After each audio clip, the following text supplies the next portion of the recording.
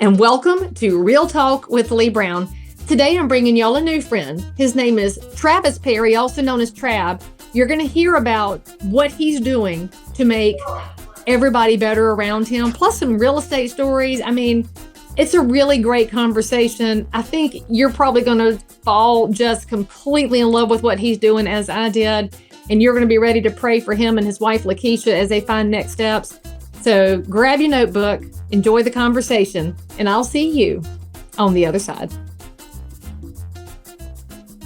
Hello, friends. I'm so excited to have you back on Real Talk with Leigh Brown, and I'm going to introduce you to one of my brand new friends, as in we just met this week. And as I told him, I heard him talk for less than a minute in the middle of a listening session for the Economic Development Program for North Carolina.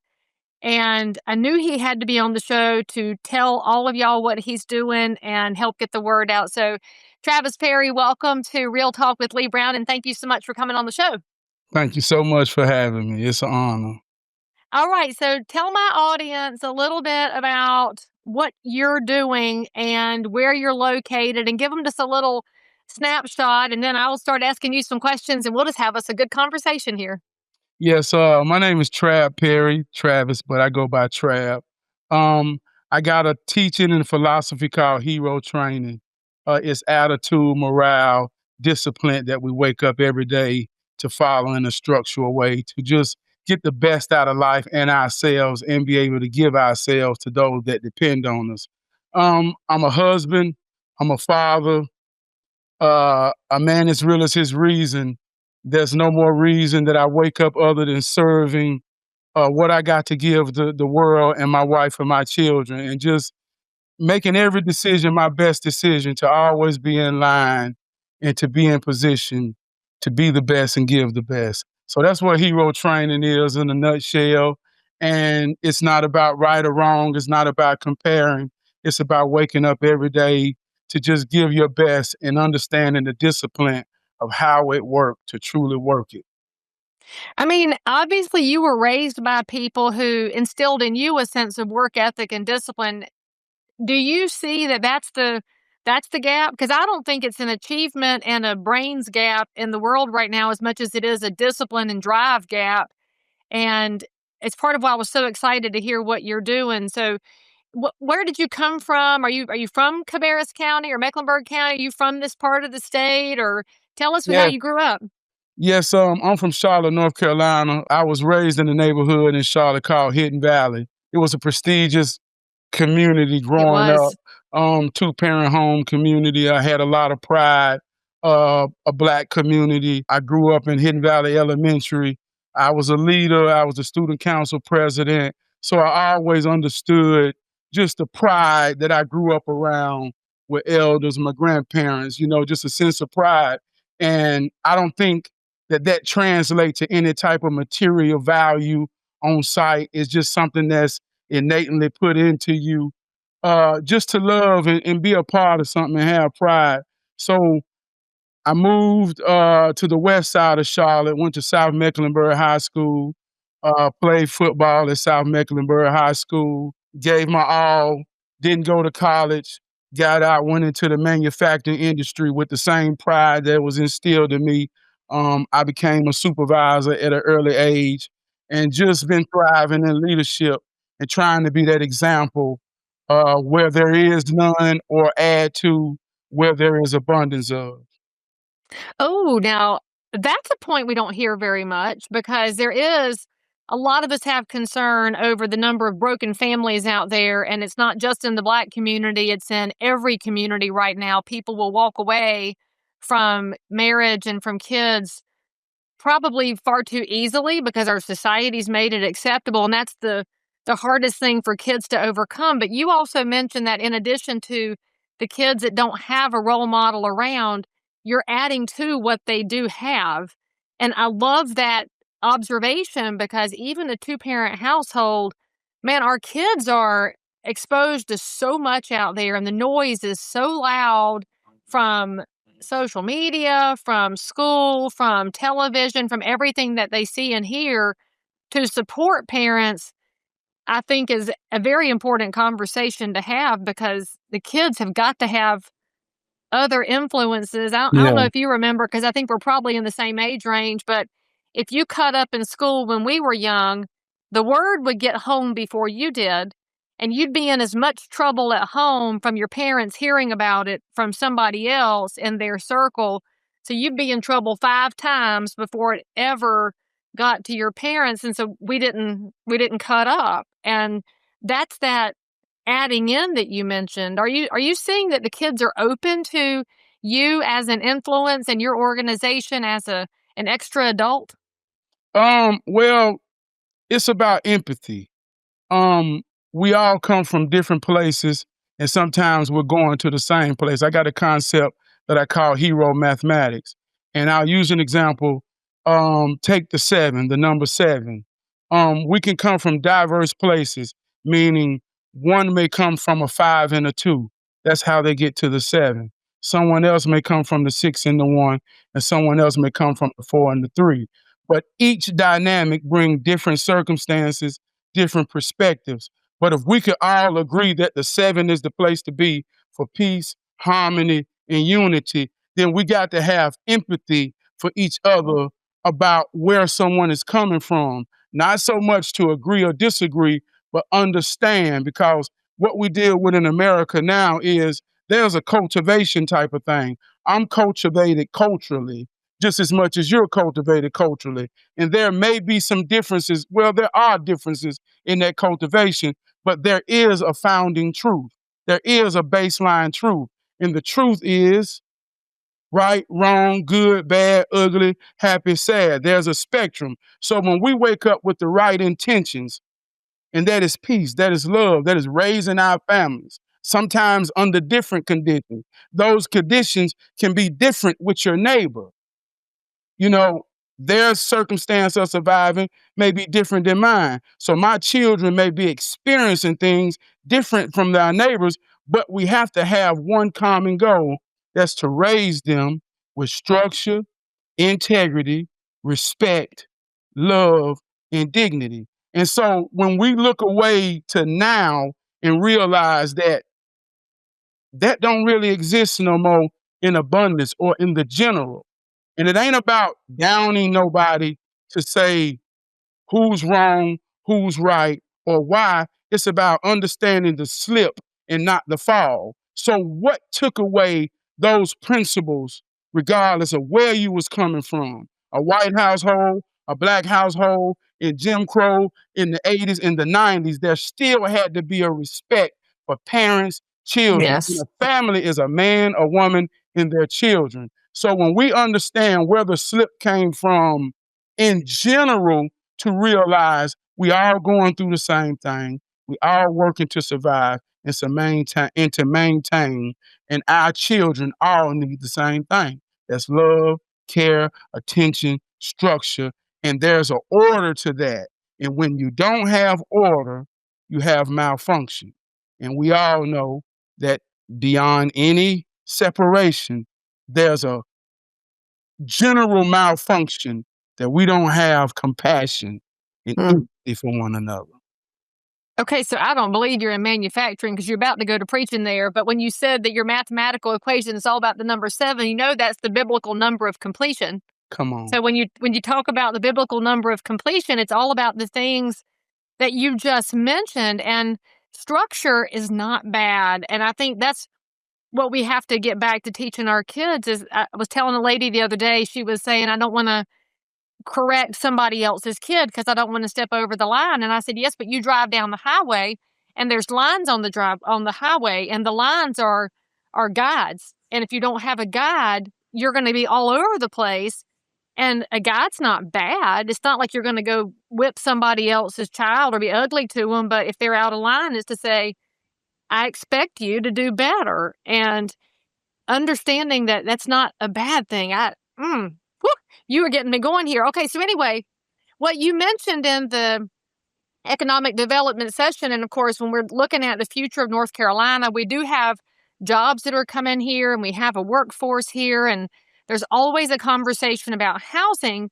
And my real estate ears go off whenever somebody's talking about housing. And you were talking about what you've done in your program to encourage this next generation to go after real estate as an ownership future, whether they get there today or tomorrow or whenever, but just to help them look for that as part of their pathway. So, can you talk about that a little bit and how you get that conversation started with young people who may not understand that they do have that potential?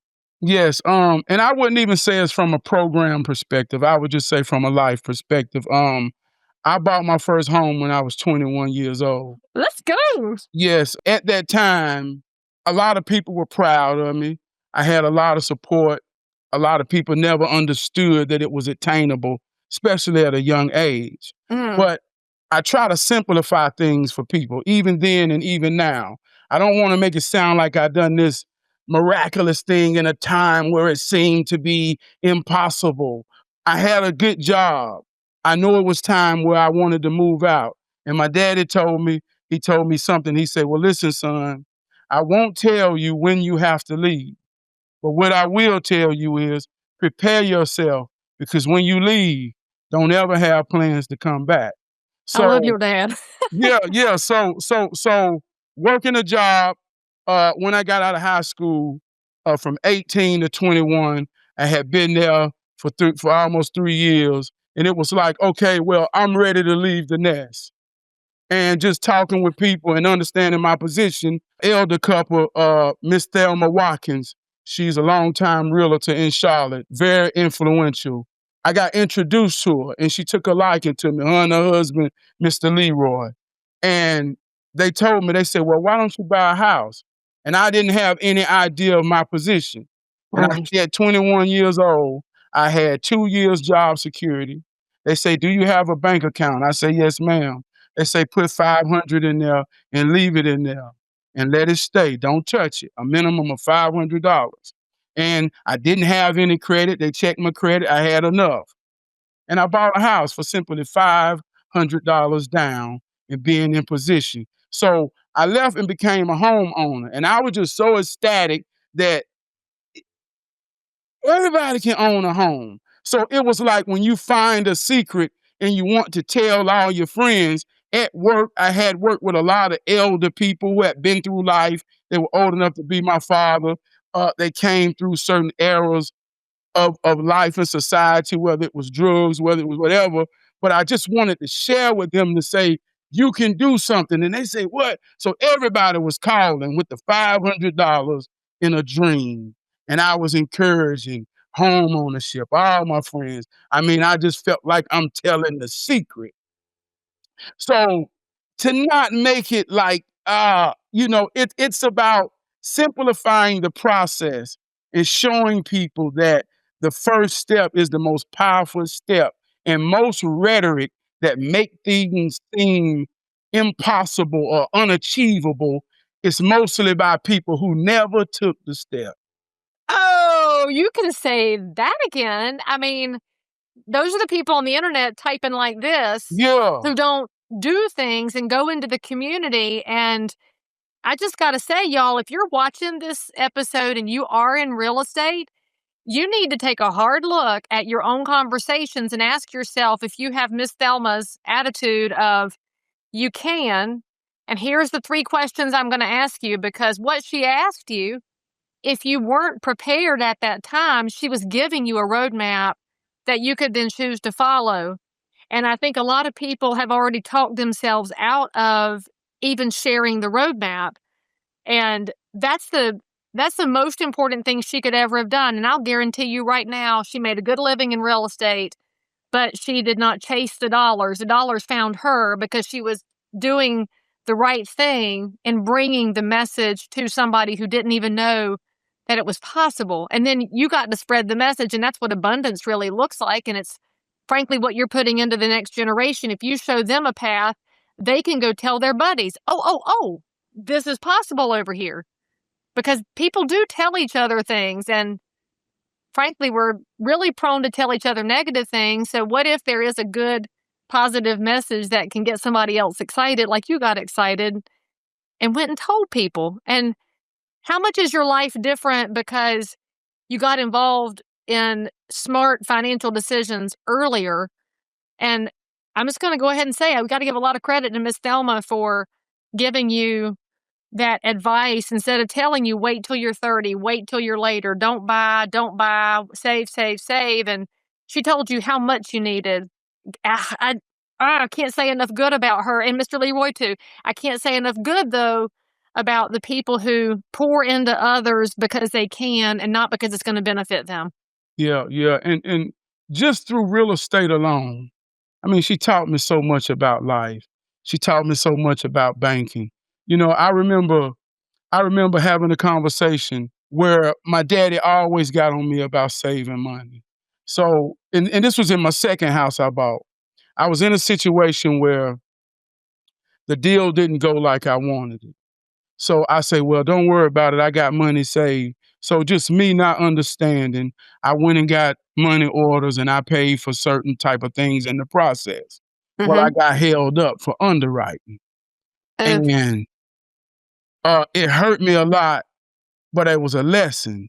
And she told me something. She say, I don't care how much money you can save. I don't care how much discipline you got. There's rules to the game, and there must be a paper trail, and there's a part of the process. So I had to set my emotions aside and realize that if I want to play this game, and I'm saying this as a black man, who we can get emotionally tied into advantages and disadvantages, she taught me how to put that aside and realize this is how the game works. And if you're going to play it, understand your position and play it hard. So that lesson, I carry with that to this day. I know how to set my emotions aside and look at things objectively and get in the game and play with all my might. And I credit her to that, uh, with just understanding why they picking on me in underwriting. Why? And it wasn't about picking, it was about learning my position and how the game worked. well, they say he who has the gold makes the rules. And the most important thing all of us can do is figure out the rules. And like you said, put the emotion aside. And maybe that's where the TikTok generation has gotten themselves sideways because they do love making a video that goes wildly viral. And typically, those are very emotional responses to things because you don't usually see a video that says, well, if you do X, Y, and Z, you can follow the rules and get something done. They'd rather get people excited and, well, that'll preach too because a lot of churches want to get people emotionally riled up without giving them the straight word of the Bible. And so, oh my god, I'll tie everything back if we're not careful Yeah, on there. yeah. But there's a powerful rule there, and I think it's easier for you and me because we're of a certain age and we've gotten a little bit of maturity in life. And so, if you're a younger person watching this, please listen to us when we say, if you will figure out how to put your emotions over here for just a minute and then have a Miss Thelma who gives you the guidelines and says, take your emotion out, do X, Y, and Z. Then you can get excited later, bring your emotions back in if you need to later. But if you want to make progress, focus. In fact, the things you can write down, if you can make a list out of it, that's probably helpful things. And your emotions are hard to make a list out of. But that process of getting there is very key. The whole process of being able to look at things objectively and not subjectively. And sometimes that's easier said than done because I just in real estate alone, I have had emotional moments where I needed real guidance to help me understand. And I give an example. Just say in the black community, when we talking home ownership, we have a lot of rhetoric, not so much negative or derogatory, but just say when I was 21, I was always under the rhetoric that if you buy a house, you will always make money. You'll always Oh, have more. So I went under that rhetoric and I bought my house at 21 and I stayed there 14 years, right? So at the time, I went through something where I felt like it was time for me to grow. I had a wife, I had children, and I held on to the rhetoric. Well, if you have a house, you always make money. And this was in 2014. So me thinking, well, I understand the process. I know that there's a stepping stone in real estate. If I bought this house early and I make equity and I sell this house and take everything I made and put on the next house, then I'll have a bigger house, a bigger position, and I'll somewhat be paying the same. And it'll look like, but in the structure of the way it works, I'll still be secure because I have invested time and money. So that was my plan.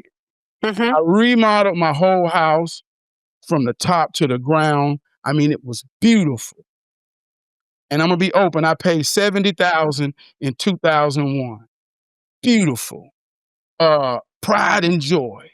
I put it on the market at 2000 in 2014, and I'm thinking, well, I've been here 14 years. I checked my balance.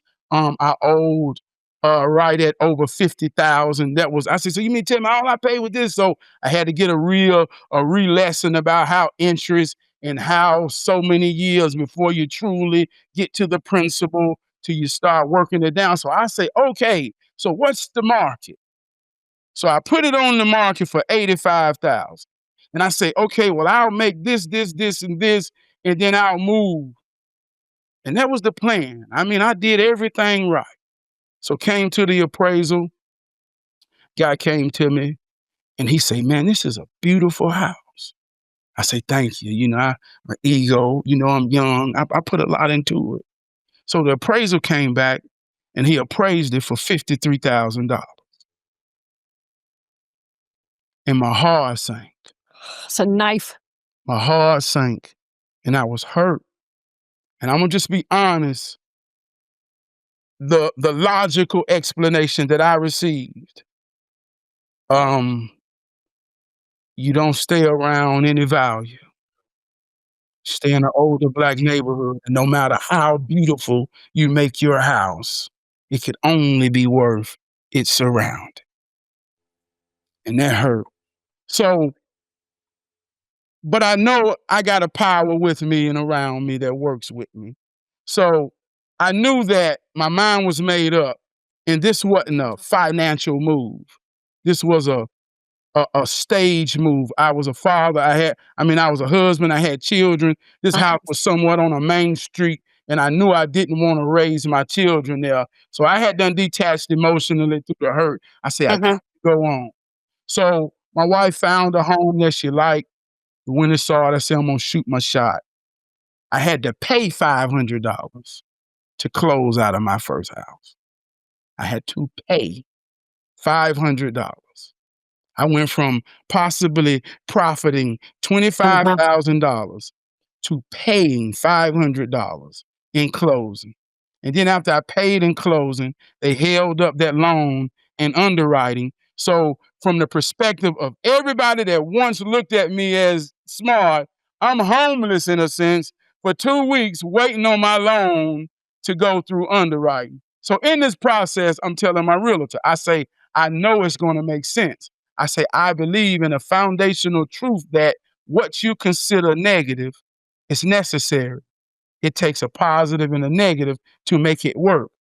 And if you don't understand the negative, or you even tie your emotions into what's negative, then you realizing the power of structure. In just a rational way, go unhook your negative battery cable on your car and see how Right. negative necessary is. So I told my realtor, I say, we in this. So I found my dream home. And the guy, the original owners, it was built in 1953. Waterfront. Oh. And I went there with my wife and my children. Uh, and him and Miss Marguerite dead and gone. And he said, I don't care what we got to do to make this deal. I want you in this house. Oh, yay. Say, I want you in this house. So I didn't make anything on the house I gave up, but I gained so much. And we did it in a loan in a way that I was able to come in and remodel the whole house under a structured loan that most people don't even know exists today. Because, like I said, I had a team that really wanted to see me win. So to go through that and benefit in ways that it didn't look financial, but it was a more spiritual benefit, and to have the foundation of something I couldn't even imagine prior years to that, thinking, how can I move? Oh, just the whole selling Yeah. process became so intimidating. But when I took that first step, one of the powerful story ever told. So I stand in that hurt, in that misunderstanding, going through that emotionally about certain things about urban areas versus other areas. It was a hurting type of thing, but I had to understand it and I didn't let it hold me back. And I can talk about real estate from a spiritual soul perspective. On any level of real estate, when most people gonna talk about it from a financial perspective. But if you do anything for the right reason, the money is just a part of the process. And for you, it's always $500. I mean, that's what I hear in both of your house stories is there's a $500 connective tissue there. There's some story about that. Are you still in that house? Yeah, yes, ma'am. Yes, ma'am. Oh, see? So there's, Yeah. I Well, mean, tell me what the $500 is. You know what the $500 is. What do the $500 do? it got you everything. Yeah. I think that's the contract fee, and it's the contract fee, and I think it's the inspection. I normally think generally that's always what the first $500 is for. I mean, pretty much. And you Yeah. start, but you realize it feels so $500, depending on where you are, can feel like an insurmountable mountain. And sometimes it can feel like coins you find in the couch cushions, depending on where you are in life, which goes back to your math equation. We're going to the same $500, but you come at it from different viewpoints. And then you have to ask yourself, what's on the other side of that $500? And for you, it was, well, it wasn't even about the getting you the house you wanted. It was getting your wife the house she wanted, because we know that's often how real estate operates is when the wife is happy, the husband can pour in just a little bit more to make sure that she and the children get to grow up where they want to grow up. So I want to know in where your space has grown in the hero training, what do you tell your young people about real estate and about getting their ideas set for the possibility of it in the future? In manufacturing leadership, I'm inspired when I see someone young start working in somewhat a decent amount of income with the possibility of establishing a foundation.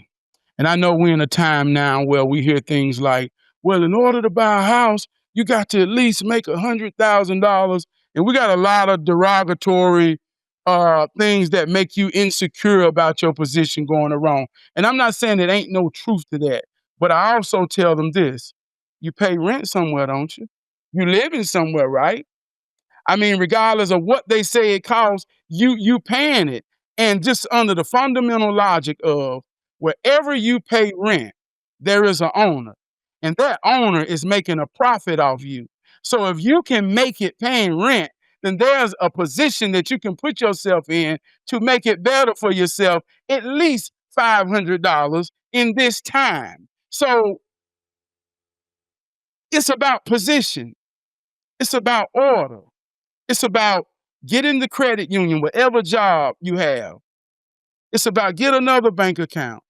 It's about form you some form of discipline in the idea of what it costs for you to live. Be truthful with yourself. I can't live where the doctors live if I'm not a doctor in that sense. I work in warehouse manufacturing, and this ain't no slight. This ain't about comparison. But a doctor Right. makes such and such and such and such and such, and their material aspect may reflect that, but that don't define you versus them. I work in manufacturing. I make what I make. I live in my comfort of my wife and my children. There is a space. There is a medium.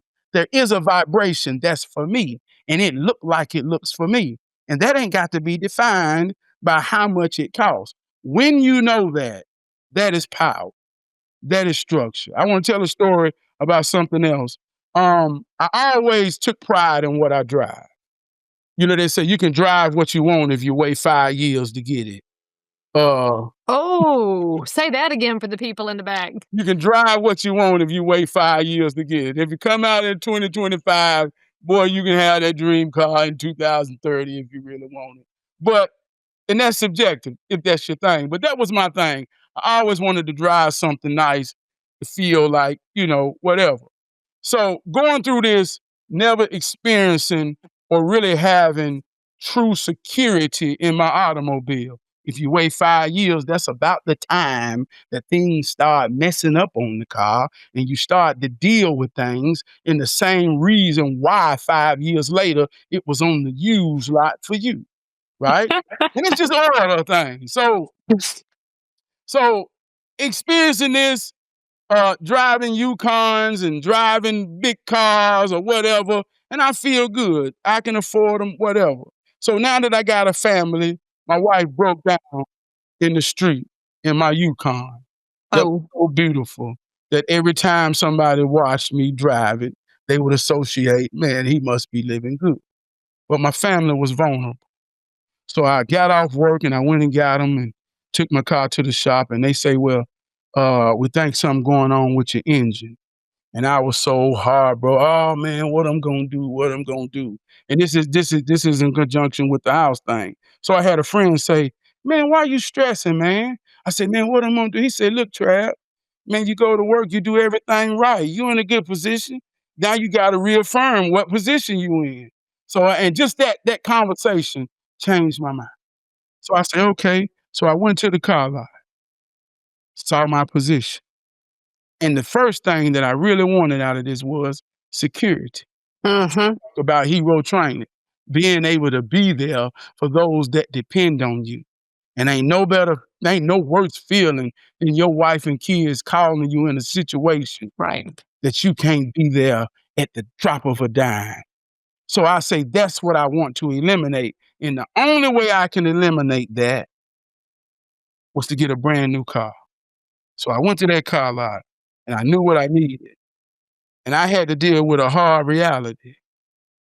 I pulled in there with a GMC Yukon Denali that was pretty, but I left out of there with a GMC brand new Terrain. And I had to accept I'm a Terrain type of guy in my natural lane. You see what I'm saying? And I'm just speaking from an ego perspective. That's something that I really had to put a grip on. And it was a mature moment because now Yes. as a father, it ain't about what somebody think, what somebody perceive. It's about the security for my wife and my children. And that was my first brand new car. And I remember my children getting dropped off with me. And they say, Daddy, how we gonna get home?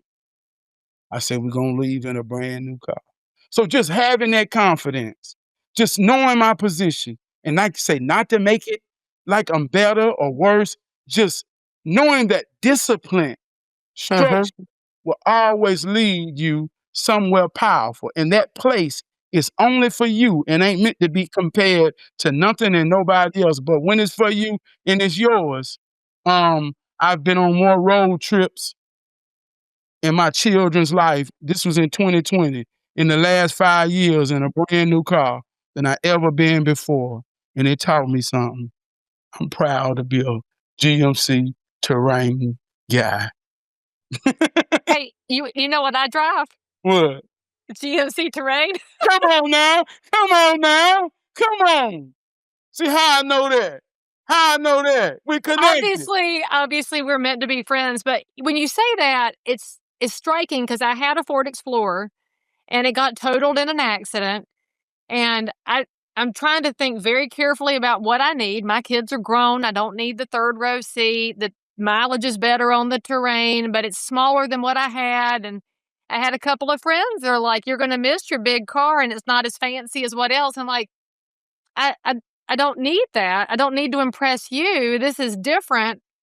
And it only took a few days to get used to it. And I enjoy that little car. So I love that we have the same vehicle because it's about, is it going to run? Is it reliable? And for me, does it have a tow hitch so I can pull a trailer when I have to carry things around? Yeah, yeah. And I want to say this too. Little baby pretty when she clean too now. I know, but I do wish I'd gotten white instead of red because that red shows dirt, and I didn't think it would be as much as the black shows, but the red shows as much. But that's fine. I got a bucket in the driveway. It's fine. Yeah, I got a white, and mine white too. Yeah, the white hides dirt, and that's the secret, friends. If you didn't know, that's why so many people drive white vehicles. It surprisingly hides dirt. Okay, so GMC should probably pay both of us because we didn't know we were going to have a terrain advertisement right here in the middle of a show talking about hero training. But I guess heroes are attracted to like minded souls, and that's how the Lord works. All right, so what do you actually do in your hero training program? And why should people reach out to you to find out what you can bring to their organization through what you've created?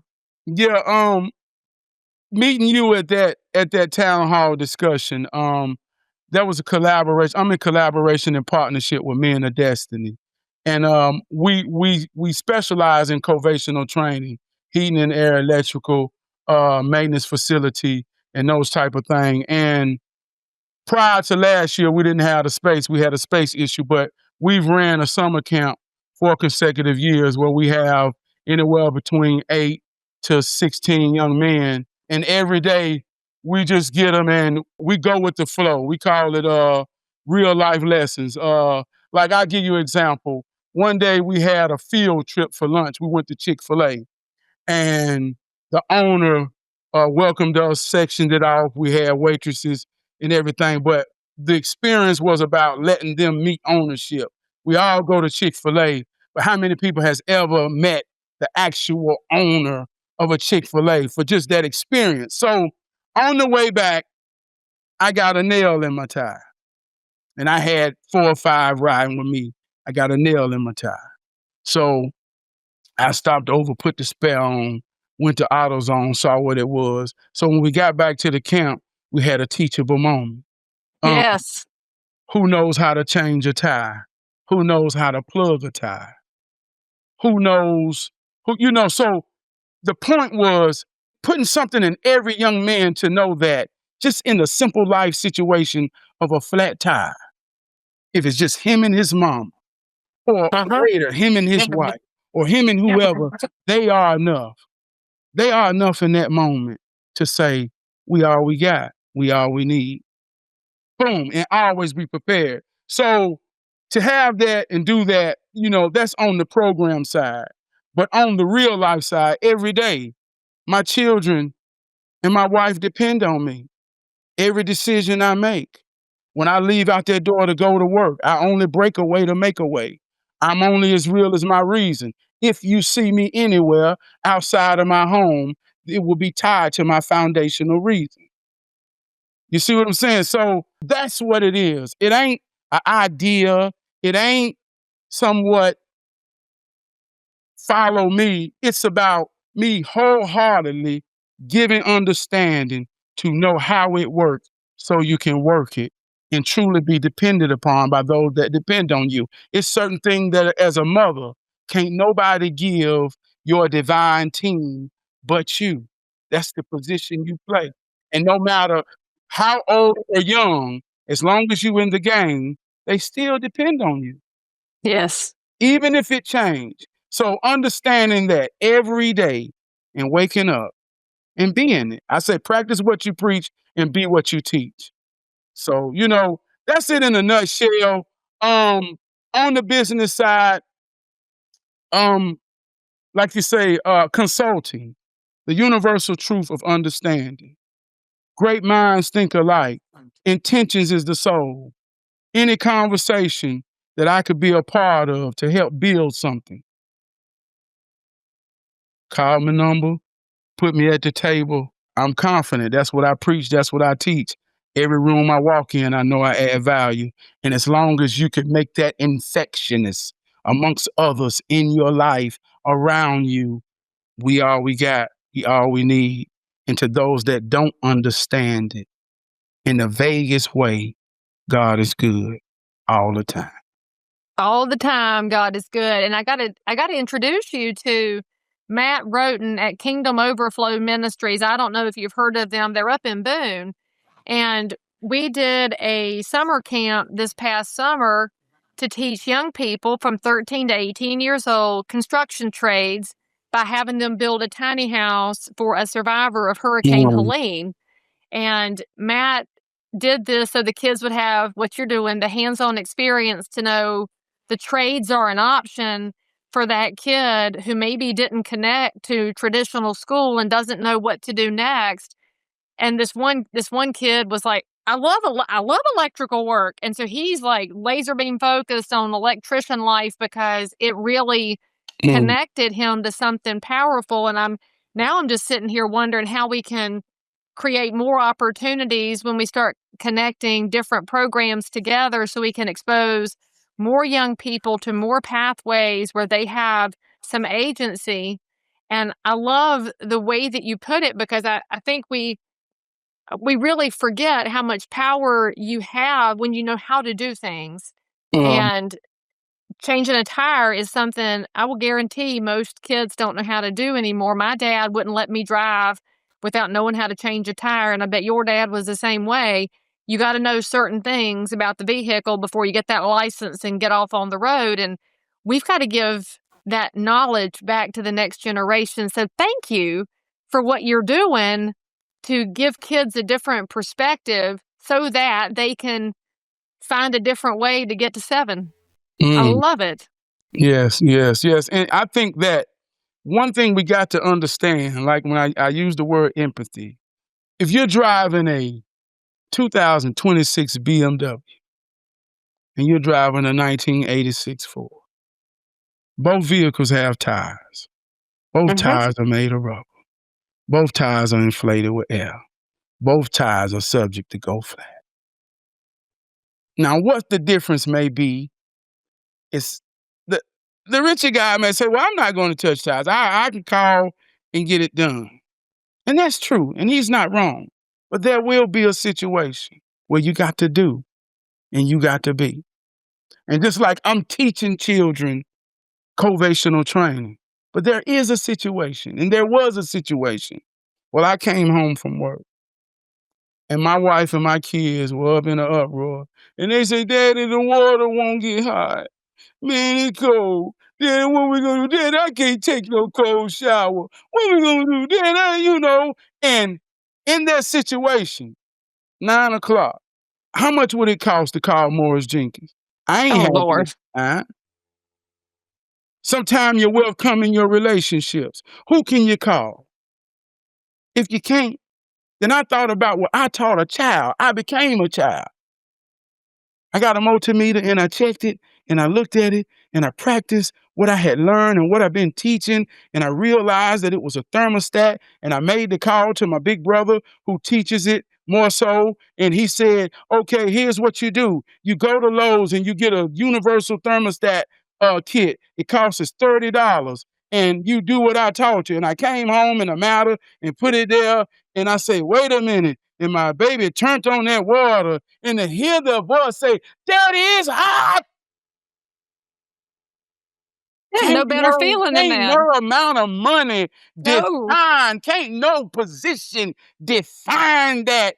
Can't no race, can't no creed, can't nothing define that than the universal truth of a man feeling worthy and accomplished when they know they answered their baby's cry. When we can meet there, I don't care which way you come from or how you go back. And that's what solves any type of relation. If you don't like me and I don't like you, it's cool. But if the reason we meet here as men is to provide for the same reason, then there's a mutual respect amongst Right. world relations. We can call it business, we can call it whatever. That's the power. Well, where's a microphone so I can drop it? I need to drop a microphone right now No, because no, no, you ain't gotta do that. I'm just talking, Miss Brown. It's I all don't know. good. I'm just gonna tell you, my pastor's gonna watch this and he's gonna sit over there going, "Oh, that'll preach, that'll preach, that'll preach," because he's always looking for sermon ideas. And I feel like what you're doing and what you're saying is so affirming of what we can be. And I'm just so grateful to you for showing up at the same thing that I showed up at, and you speaking up so that I could come run over to you before you got away. And I know that's how God works. And I'm just so grateful for what you're doing in the community, what you're pouring into people's lives, and just for being an amazing example of a husband and a dad and somebody who's actively seeking ways to collaborate. So thank you for coming on the show, and thank you for what you're doing. And I cannot wait to find out how we're going to collaborate in the future, because I'm absolutely going to introduce you to Matt at Kingdom Overflow, and let's see what we can do to expand the hero training that you're doing. All right. Thank you. Thank you. All right, y'all, say something nice about Trav down in the comments. Make sure you hit us on a like and subscribe to come back for more. And we'll see you next time on Real Talk with Leigh Brown. Love y'all. Ooh, if that doesn't give you a new perspective on real estate, or at least make you laugh out loud, you need to check your polls, friends. Now listen, if you loved what you heard, go ahead and click the subscribe button, hit the bell if you're on YouTube, follow on that favorite podcast app, and pretty please leave me a 5-star review, not just for me, although I do totally love the affirmation, but because it helps other people find the truth behind the real estate curtain too. And hey, if you've got a wild story of your own or something burning you want to learn about in real estate, you can slide into my DMs, as the young folks say, or shoot me a message. Maybe you can be the next guest on Real Talk with Leigh Brown. If you keep showing up, I'll keep bringing the chaos, the coaching, and the crazy stuff we all love in real estate. I'll see you next time, friends. And remember, real estate ain't always pretty, but it's never boring.